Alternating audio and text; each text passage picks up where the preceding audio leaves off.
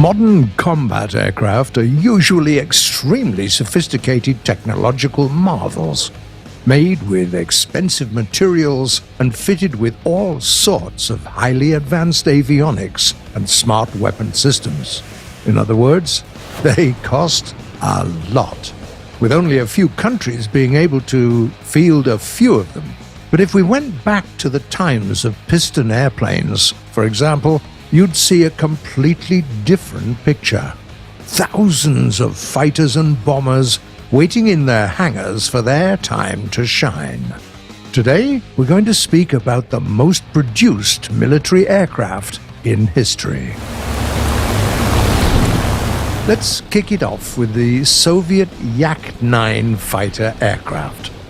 With 16,769 planes belonging to this series making it into the sky. It was a well-optimized design, giving the military a production-friendly, highly agile fighter with excellent handling. The Yak-9 was used in combat in several roles, with some of its variants fitted with pretty powerful guns, like 37mm or even 45mm cannons. All of that made the Yak-9 the most produced Soviet fighter aircraft of World War II, and allowed it to remain in service up until 1950.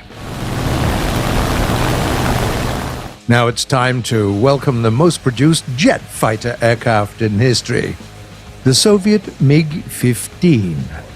Making its debut right in the middle of the 20th century, it became a landmark achievement of the Soviet aviation industry.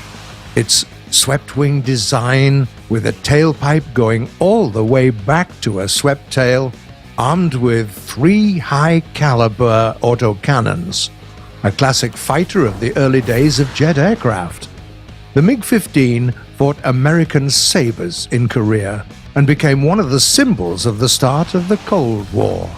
Around 15,560 of these fighters were produced in the USSR and the countries of the Eastern Bloc, and around 18,000 if you count the aircraft made under license in China.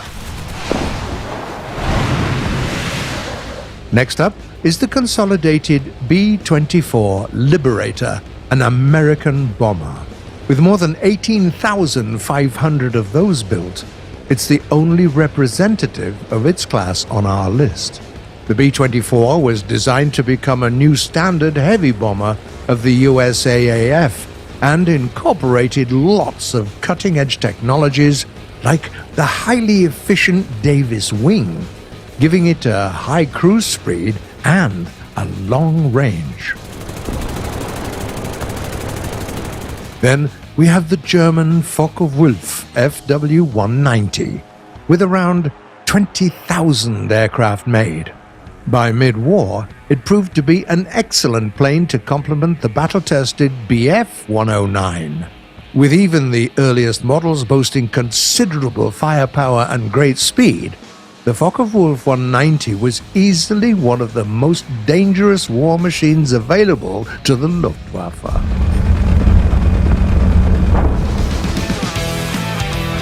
The bronze goes to the Supermarine Spitfire, an iconic British fighter aircraft. Being one of the first monoplanes ever adopted into service by the RAF, it was also one of the best fighters of its time.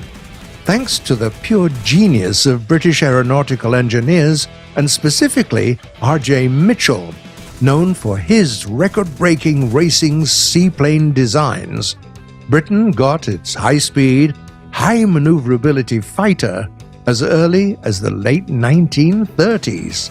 And not just that, the Spitfire was also well-armed and extremely modifiable, allowing it to fight its way through the entirety of World War II, from the Battle of Britain to the last skirmishes in Europe. Not to mention that it remained in service well into the 60s, the Cold War era. In total, more than 22,000 aircraft were built, if we count the naval Seafire variant as well. In second place, we have the most produced fighter aircraft in history, the German Messerschmitt Bf 109. Just like the Spitfire, the Bf 109 was extremely versatile and in many cases could be modified to suit the conditions of a particular theater of operations right in the field. Furthermore, almost all of its variations, barring the very earliest ones, were armed with excellent cannons.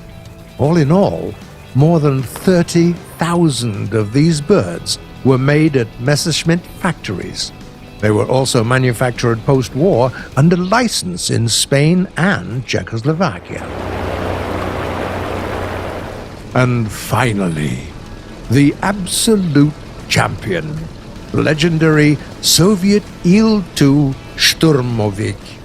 You know the one. Its arsenal of guns, bombs, and rockets made this flying tank a true nightmare for ground vehicles and infantry alike. But that wasn't all. Thanks to its maneuverability, which was decent for a plane of its class, it could even take on fighter aircraft. In total, there were around 36,000 Shturmoviks made, an all-time record in the history of military aviation. Every single plane mentioned on the list wasn't just a testimony to its creator's talent, but also a reliable tool for thousands and thousands of pilots. What's your favorite? A Soviet or a German one? Maybe you're fond of the glorious Spitfire. Tell us in the comments below. We're itching to find out.